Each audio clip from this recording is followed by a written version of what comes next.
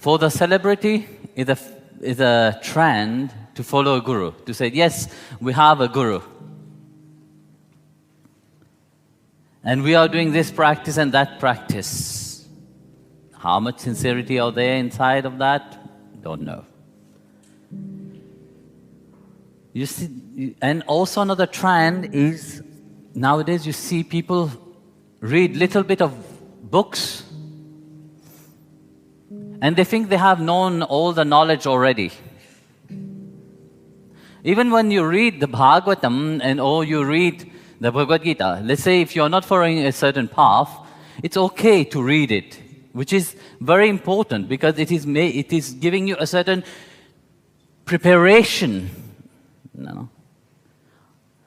Because you see, in the Bhagavad or in the Gita itself, there is many things, but with an individual mind, even if you're practicing it regularly, religiously, reading the Bhagavad Gita, but yet you doesn't have a certain path, what happens is doubt will arise inside of your mind. Because you see, what Bhagavan Krishna spoke to Arjuna, you can fashion it in your own way. You can create it in your own way. You can have your own understanding. But your own understanding doesn't mean it is right for you to advance. When you are on the spiritual path, to have the clear understanding of what you are reading about. And that you can do only when you take shelter at the feet of the right master. So you have to have that longing inside of you. You have to have that seekingness inside of you. If you don't have the seekingness inside of you, you will not understand anything. Because you see, the scriptures hold a certain degree, but we can understand it if we read about it, yes, and take it word by word. But Bhagwan, when he's talking about, he don't talk about just the mere word, but we are reading about it. Especially the Gita is so coded, but we can't. Yesterday I gave one verse from the Gita, just an example of it, you know. Chapter 6, verse 13. Now, we take that verse itself. You know? It's a very simple verse where Bhagavan said, sit in a very relaxed way, in a very straight way, and focus your gaze upon the tip of your nose. Yes or no? How many of you have done it? Come on, be proud, lift your hand very high. You have done something very good. Come on.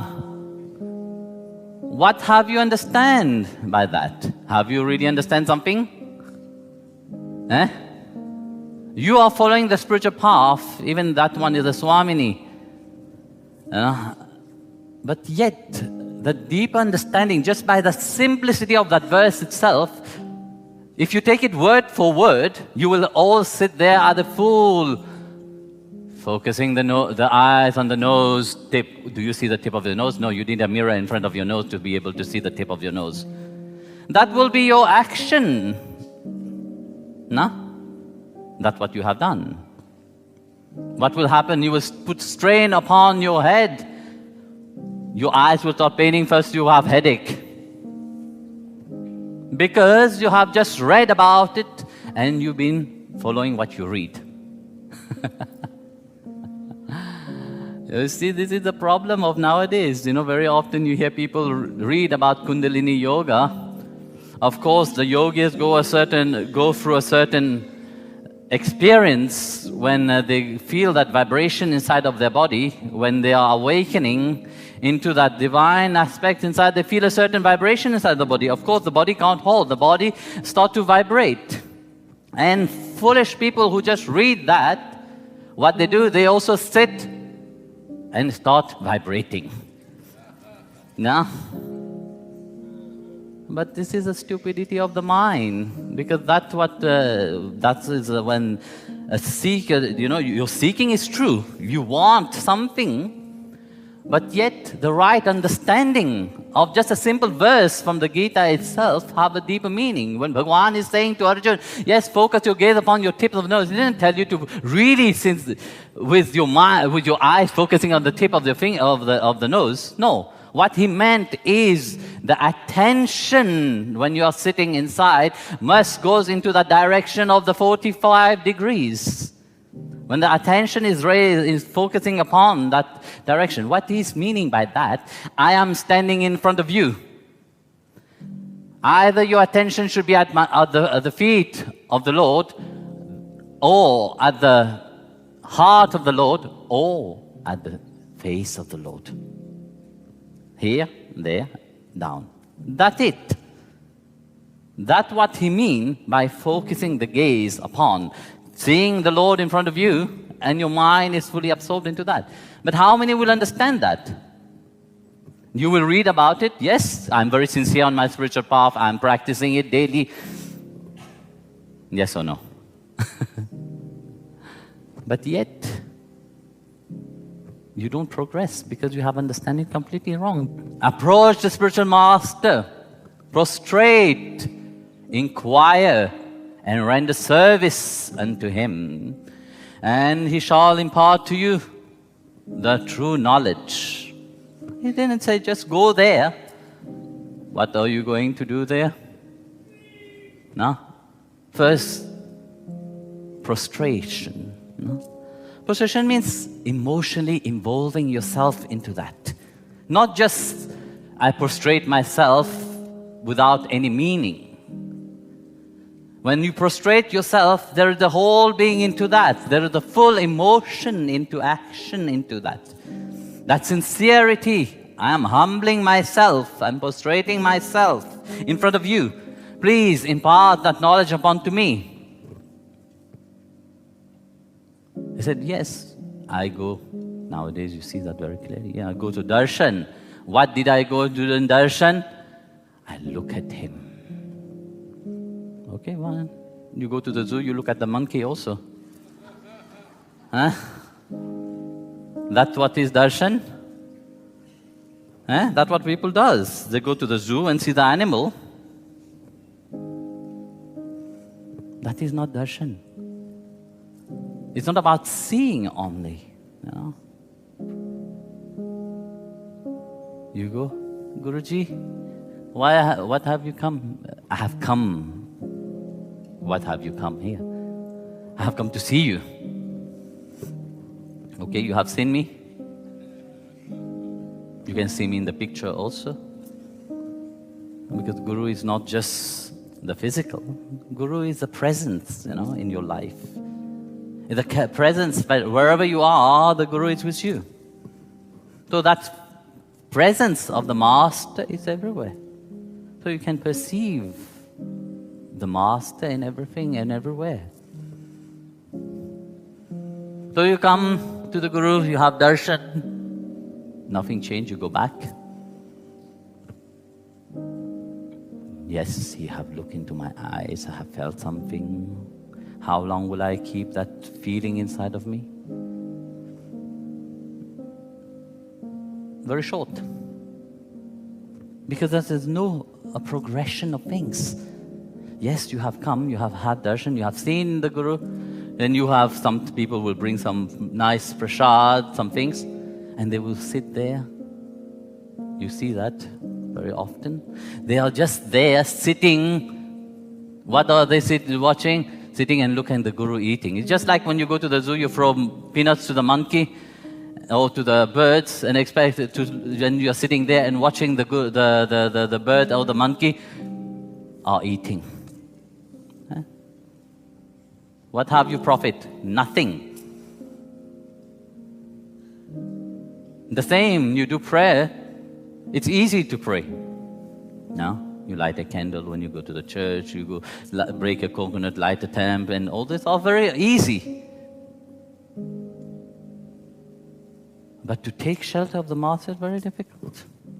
That's why people find it very easy just to read a book and just follow it. And they just practice little bit of the outside. That was it, just to pray on the outside, to chant on the outside, to just do whatever you want without a really certain discipline in yourself. It's very easy.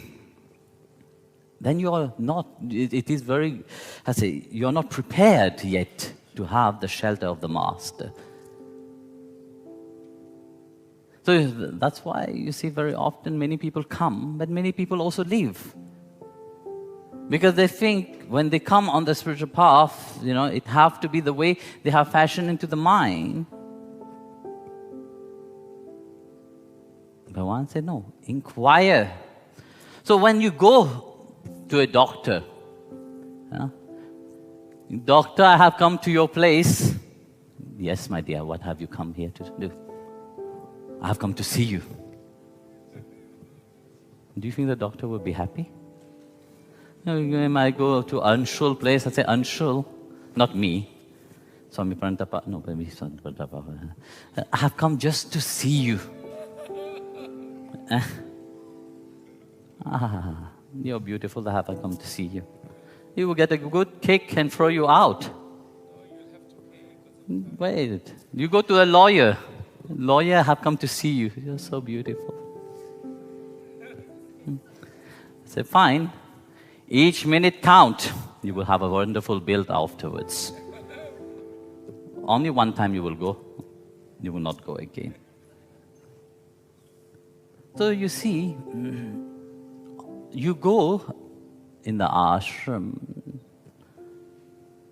but yet you don't participate into it. You don't involve yourself into it.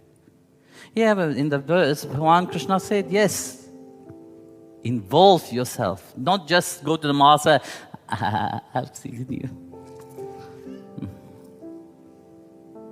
Guru don't care about this. He has something better to do with his life. Do you think he has time only to waste on looking at your face, looking at him in a paranoid way? No. So Bhagavan said, inquire, ask, question. Remove all this doubt from your mind. Mind is full of doubt. Even when you read the Bhagavad Gita, you read anything, the mind will start to judge. The mind will start to question. But would you understand in deepness what it is? No, you will not. He said, inquire. That's why the Gurus gave satsang. So that the mind doesn't create fantasy. It makes it clear where you stand, where your standpoint is. And that's what you have to adapt yourself towards that. Somebody which is not practicing, not following the Guru, they still go into that delusion. But yet, it is a good delusion because it is preparing them. Preparing them, make them aware. Yes, I'm doing all these things. Yes, I remember once I was in America, I was talking to one devotee who had been practicing meditation for more than 40 years. And then she came for satsang, for bhajan kirtan. And she said to me, Guruji, I know what I was missing. That involvement. They said, I have read many books, yes, but I have never felt anything. I have read books about how to feel, how to love, how to meditate. But yet, I have never succeeded. And even if I have practiced that for 40 years, I have never felt what I have felt now. Yes, it is like that. So that's why I said, inquire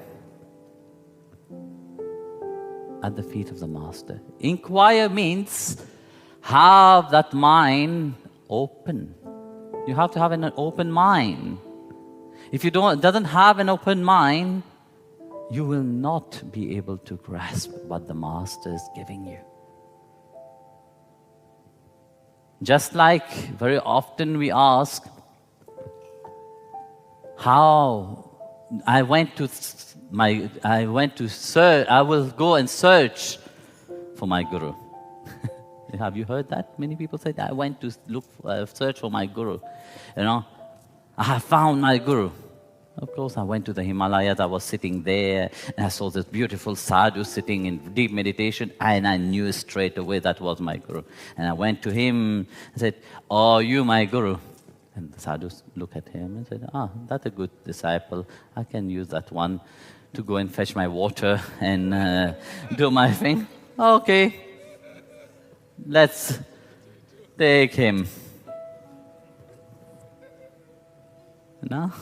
That's what the people does, because somebody is sitting on the Himalayas thinking that it is so great. No, it is not you that go in search of the Guru. It is the Guru that comes to you by his own accord when you are ready. Have you seen bees flying? Does the flower go to the bees?